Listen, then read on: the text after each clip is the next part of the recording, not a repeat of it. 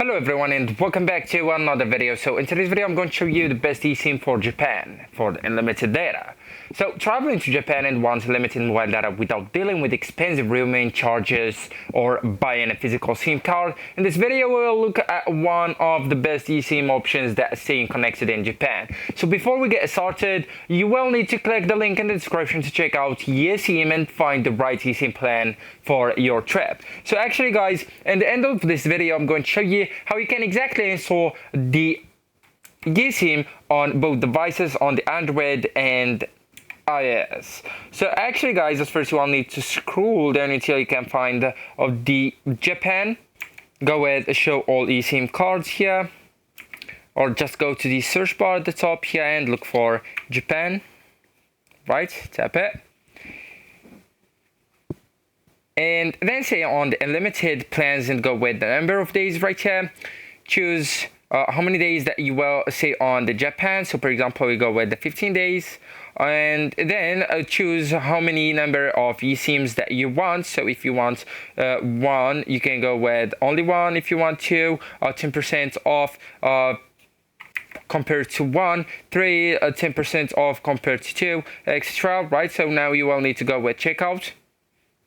And then choose your payment method and go with pay right here and follow the prompt. So now guys, I'm going to show you how to install the eSIM profile on the Apple devices. Right, so actually guys, first you will need to go to the eSIM page and then just tap on install right here. And then you will need to go with the eSIM plan and then just go with done. And right then we'll need to turn on the line and the data roaming. So this is the first method. Second method is by scanning the QR code. So we all need to go to the mobile data on or inside your device settings and then just go with add the data plan right here. Go with use QR code and scan the code and of course enable the data roaming, etc. So for Android, you will need to go with the yesim installation option right here. On the internet connection section, and then go with the help here and go with install. Right, and now you will need to go to the settings and then just enable the data roaming. So this is the first method. Second one is scan the QR code as well. So go with the SIM card manager inside your connections option that's available on your device settings, and then go with add mobile plan.